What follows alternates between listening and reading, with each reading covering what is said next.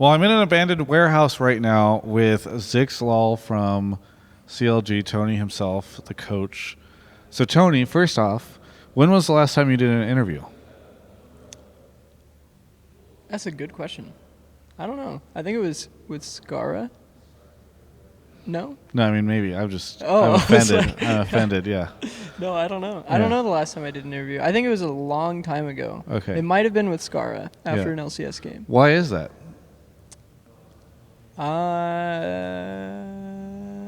I usually just like... Because Parth is the same way. Parth tries to dodge interviews all the time. I request interviews with you nonstop, and you dodge them.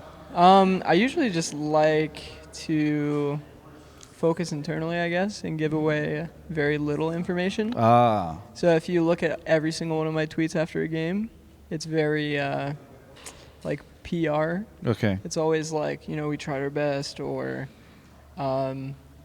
like we ended up winning, but it's not the way that we wanted to. Yeah. Like, those Just are straighten your pretty popular. shirt out. It's bowing up in a weird way. What is that shirt, by the way? My bad. I'm trying to help you. I got it in Korea. It's a Oh, nice. sweater. Nice. It's Very a nice cool. sweater. Yeah. I like It's called that. Top 10. Okay, It's very the good. brand. Yeah. Can we talk a little bit about League of Legends now? No. Okay. What do you want to talk about? How was your day, Travis? It's been, I waited for you guys 45 minutes. Nick Allen said 15 minutes. It was 45. Yeah. It was very disappointing. All right, we can talk about League now. Okay, that's what I thought. So, you made some changes to the roster over the split, or between summer, end of Worlds and spring split. Yeah. What changes did you make and why? What changes did we make? You want to and break why? it down? Yeah. Well, we had Dardoch, and then we went through some inner turmoil and decided that he was no longer the best. Okay. And during that process, we used Omar God that we got from Scouting Grounds the previous year. And he was actually pretty good. He was pretty good for us. But we felt that if we wanted to accomplish our goal of winning Worlds, that he just wasn't prepared for it. Right. And that he wasn't as developed as we wanted him or needed him to be. So we already assessed by the end of that split that we were going to pick up a new jungler. And we were very transparent with Omar about this, that we wanted to help him grow more, but we didn't feel like he was necessarily there just yet. So as a result of that, we ended up picking up Weijin or Reignover. We're obviously very happy about that pickup, as we had been trying to get him for, I think it was like a year and a half. Oh, really? Coming up to this point, yeah. Okay. We would approach him or their management like every off season, Yeah. talking to them and seeing if he was interested and seeing if the TL was interested in letting him go, which for a long time they weren't, but they were this off season, which was good. And then for Aphromoo, it was a decision that kind of came from both parties. I wouldn't say it was like fully him or fully Like us. he was kind of like, do I need CLG? And you guys were like, do we need Yeah, Aphromoo? it's just, yeah, it was just coming down to, do we think like the value's there Yeah. to retain him versus do we think that we could even give him the amount of money that he really wants? Yeah. So it was just like a battle on each side. Right. Like, can we even budget this amount of money to retain him? And then he was clearly wanting a lot more. Yeah. So we did throw out a pretty solid number. Like, there was rumors that said that we did. And yeah, I would say that we both just ended up moving on. As a result of that, we ended up picking up Vincent or Biofrost from TSM. I'm really confident that he'll fill Zach's shoes in a sense, but also we can spread out some of Zach's duties to other people within the team to make sure that we have the proper structure and communication and leadership moving forward. Yeah.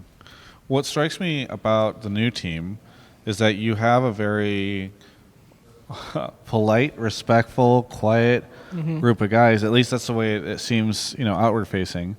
And so it's almost kind of different compared to a lot of the other teams that are like, you guys are almost the opposite of Echo Fox in this lineup. So first off, do you think that's a good thing? Because I think a lot of people would say, "Oh, there's no clear like leader or authority figure, loud person or whatever." And how do you see the dynamic of the team change given the different lineup? So first, what do you mean by the Echo Fox thing? The Echo Fox thing, there's just a bunch of crazy people on that team. You got that are loud and going to yell at each other, and who knows what's going to happen. Like they are either the bomb that will blow up LCS or the bomb that will blow up themselves, I think. Okay, got it. Yeah. Okay, I can see where you'd say we're the opposite of that. Yes. Because I feel like, we've had a lot of scrims already because we did 2 weeks before we went on break. We did a 2-week stint in December, and we kind of got to test out what naturally happens when we scrim as 5. And I think that ended up answering a lot of those questions of like, where's our leadership going? Where is our in-game roles kind of going? Yeah. And we answered that like those questions. So now that we came back, we actually have noticed that we have like certain places where we could make improvements with our leadership and our communication in game. But for the most part, all of the roles that are necessary for us to cover, I think we're doing pretty damn well right now. And I think that actually right now we have like a really good starting point as a team. And I think because everybody on the team has so much camaraderie already, that it's going to be only easy for us to grow to easily be the top team. Yeah. What do you think of the narrative that's going to be TL and TSM that just dominates everything? I think TL and TSM are going to be strong opponents for us to face. I think that we have not yet scrimmed TSM. We're scrimming them tomorrow or the day after. So I don't have like a super good read on them right now, but I think that Team Liquid is going to be pretty good, but I think that there's going to be some level of internal struggle. But I guess we'll just have to see how it ends up panning out in time. Internal struggle for Team Liquid, you're saying? Yeah. Yeah. Because of personality clashes and that kind of stuff. I do think they're going to be a strong team regardless. I think a lot of people have been saying it's going to depend on how good their coaching staff is, but I think if there's any team that could operate without a coach, it would probably be Team Liquid's team.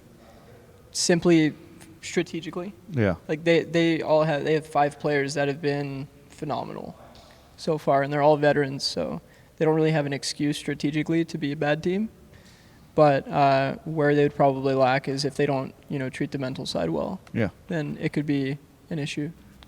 You correct me if I'm wrong, but your contract was up at the end of 2017, right? Yes. And you made a decision to stay with CLG. Yep. And presumably there was a lot of money you could have chased with some of these newer teams. Certainly CLG got an investment in it recently, so I'm not making any assumptions there. But what was it that kept you at CLG? I love CLG. I want to stay loyal to CLG. CLG has provided me a lot of opportunities, and I just want to give back to CLG by offering myself up to them. And I also was very excited about the partnership with Madison Square Garden.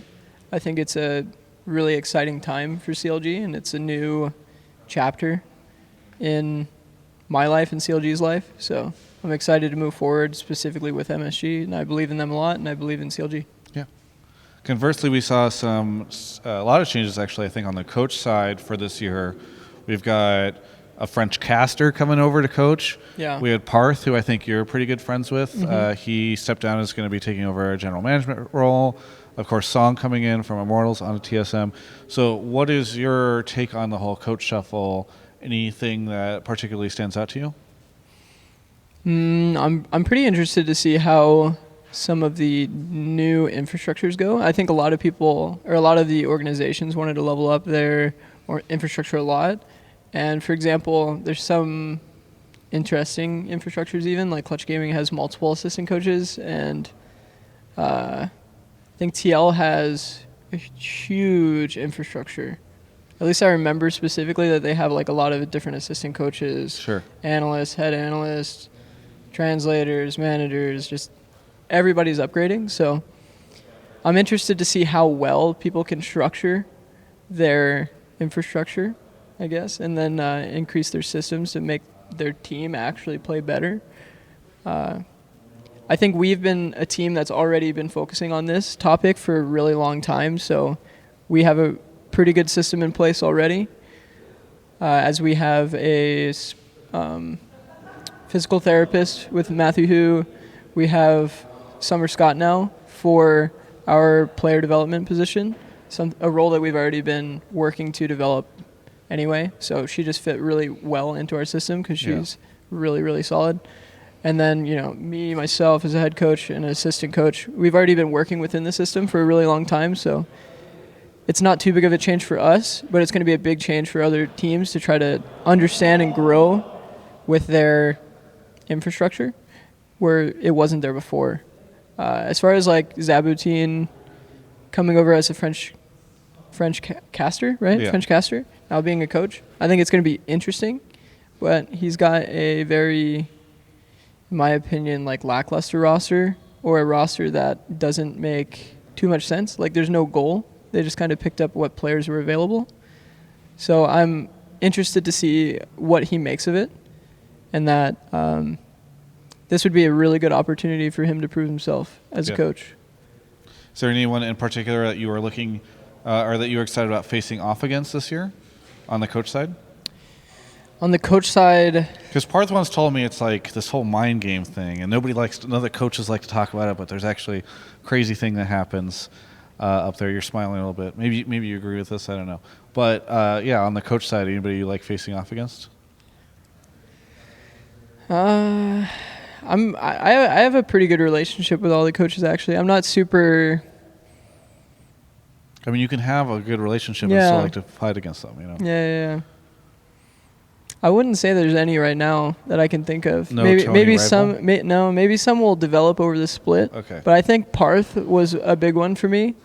So Parth not being there anymore is going to, I guess I'll just see who my new rival is. Okay. I guess. Very excited to find out. Yeah. Is there anything that you would like to say to any of the CLG fans out there? To the CLG fans, I would just say. There's some stuff happening off camera. Yeah. Yeah. It's distracting, but oh my gosh, he's in a throne. Yeah. All right. Does he deserve that, by the way? Yeah, sure. Okay. Every single one of them deserves to be in the throne. Okay. Anyway, to the CLG fans, I would just say thanks for all the support. Holy moly, thanks for all the support. We're gonna do really well this year. I think everybody here is super, super dedicated, like more so than any of the previous splits. Everybody has been grinding really, really hard to prove that we're gonna be the best team come 2018. So support us more, even, and we'll show you that we're gonna be the best. Very good. Well, thank you so much for the interview, Tony. Always great to interview. Hopefully get to do more interviews with you now, especially now with Nick Allen at the helm of CLG, my good friend. Hopefully he'll force you to do even more. Maybe we could do just like a Tony Travis power hour after every LCS match. Oh, baby. Yeah. You can check out more coverage of all things esports right here on my YouTube channel. Come over here. So for the most part, since I ended my Yahoo esports career, you need to get over. Okay, cool. And then you need to crouch. Yeah. Okay, yeah. Is this better? Now we're out of focus, right? We're out of focus. Okay. Well, either way, since I ended my career at Yahoo, Broden, for the most part, a couple other people have helped out, but Broden's been doing this virtually for free at the LCS. So if you'd like to help support, some of that money will eventually maybe kind of make its way over to Broden. You can do so over at travisgafford.com/support. What do you have to say for yourself, Broden? Virtually nothing makes it into these pockets. But you could change that, travisgafford.com/support.